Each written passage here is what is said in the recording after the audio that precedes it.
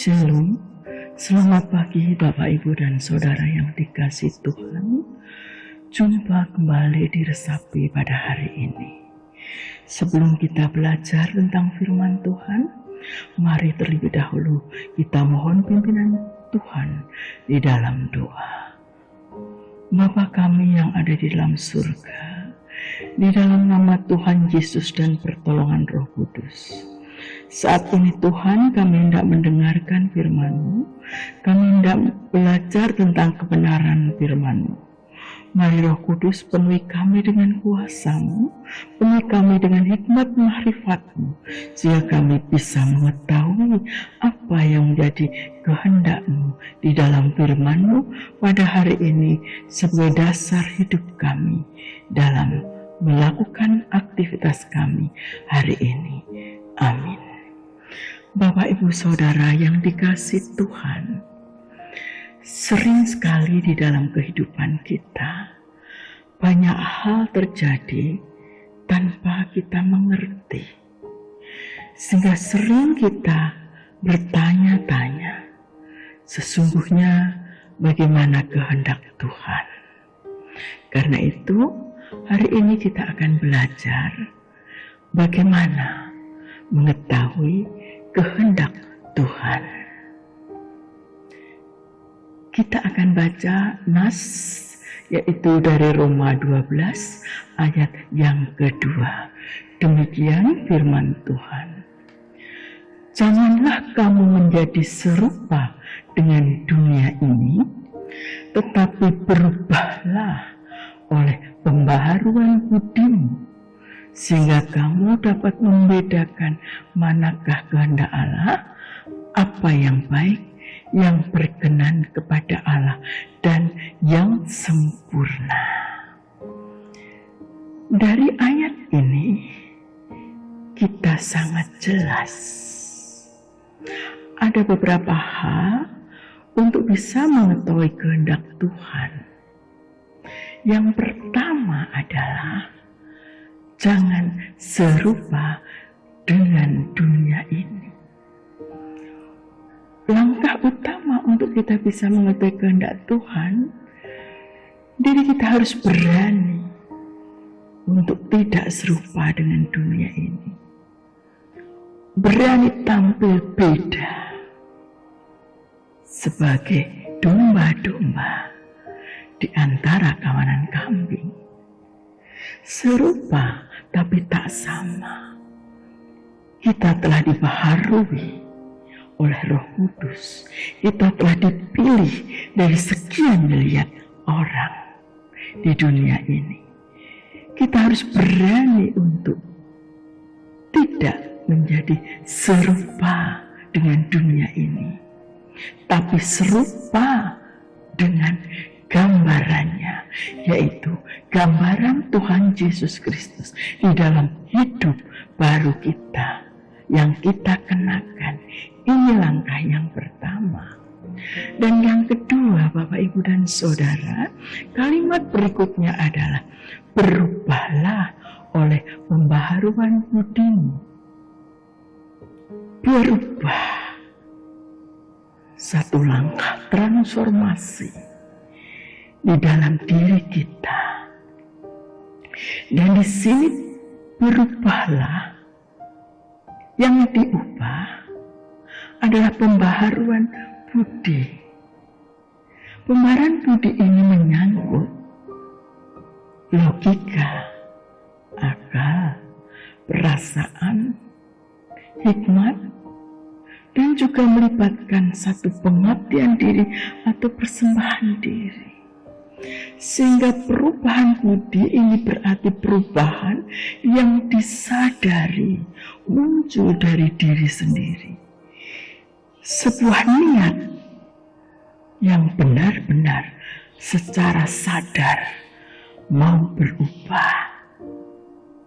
Dan perubahan budi ini bukan sesuatu yang sementara, tapi perubahan budi adalah sesuatu yang bersifat permanen.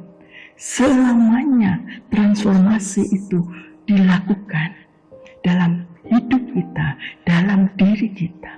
keberanian untuk beda dengan dunia dan berubah di dalam pembaharuan budi sebagai persembahan pengabdian diri kepada Tuhan. Dan yang ketiga,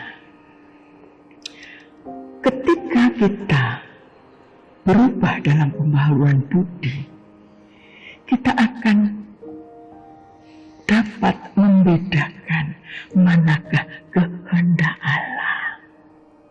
Dan untuk bisa membedakan kehendak Allah, untuk bisa mengetahui kehendak Allah, tentulah kita harus sesering mungkin berelasi dengan Allah.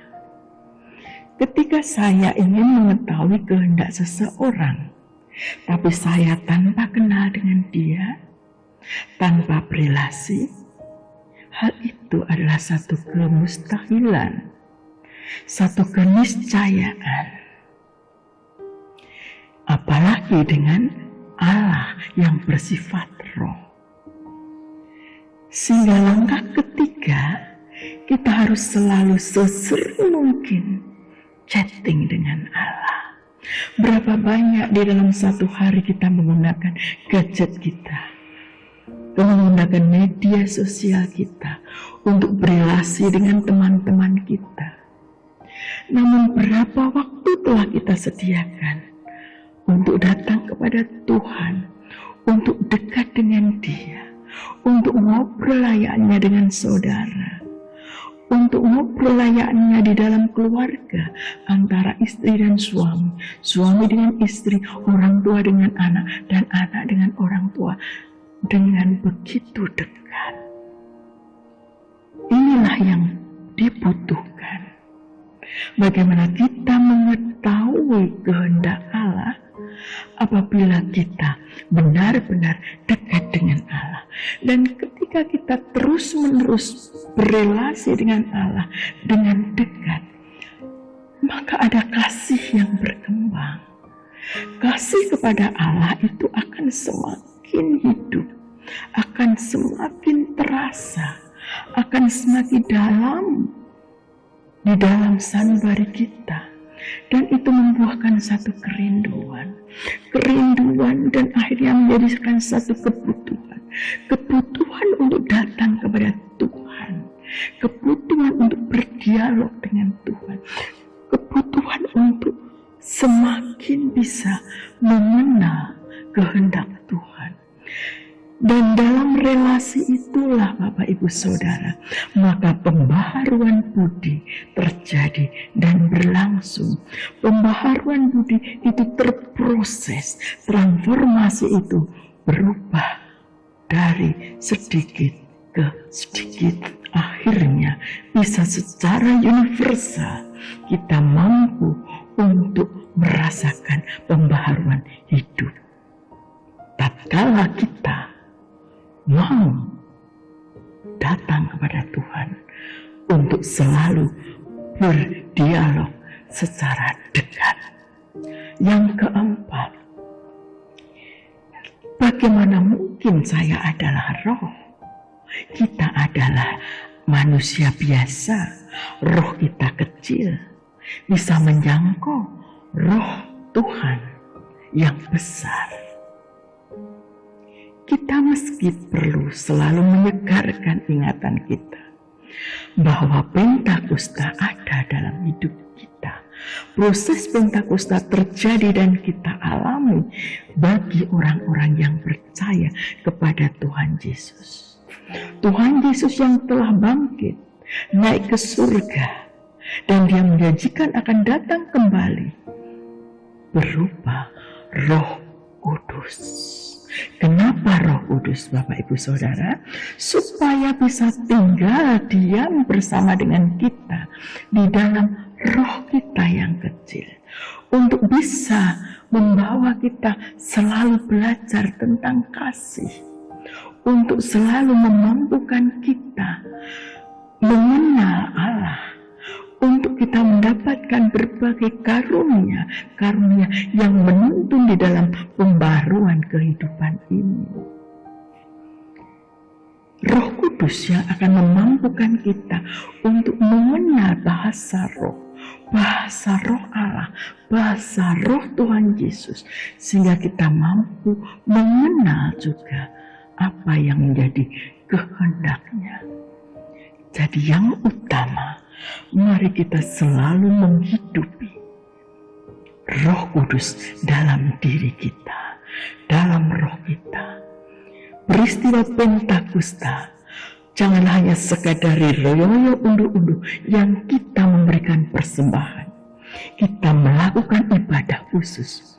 Tapi hari Pentakosta kiranya menjadi hari-hari dan saat-saat setiap hari, setiap saat Pentakosta itu ada di dalam diri kita, di dalam hidup kita, sehingga pencurahan Roh Kudus itu akan selalu kita rasakan, menghidupi, memberi daya dalam kehidupan kita, yang memampukan kita melakukan pembaharuan budi, sehingga kita bisa mengenal kehendak Allah, mana yang baik, yang berkenan kepada Allah, dan yang sempurna. Mari kita selalu datang kepada Tuhan dengan Roh Kudus yang ada di dalam diri kita, sehingga kita dimampukan selalu melakukan pembaharuan budi, sehingga kita bisa mengenal kehendak Allah yang baik, yang berkenan, dan yang sempurna. Amin. Mari kita berdoa. Terima kasih ya Tuhan atas Roh Kudus yang Engkau curahkan di hari Pentakosta. Mampukan kami setiap saat memaknai hari Pentakosta, bukan hanya setiap tahun, tapi setiap hari, setiap saat, setiap detik dalam hidup kami. Pentakosta itu terjadi, pencurahan Roh Kudus itu terjadi, sehingga kami dimampukan untuk mengetahui kehendak Allah, mana yang benar, mana yang baik, yang berkenan kepada Allah, dan yang sempurna. Sehingga di dalam menjalani hari-hari kami ini Tuhan, kami pun akan bisa mengerti setiap hal yang sesungguhnya sedang berproses dalam hidup kami, sehingga kami bisa selalu bersyukur dan selalu merasakan penyertaan dan kasih-Mu yang memelihara kehidupan kami.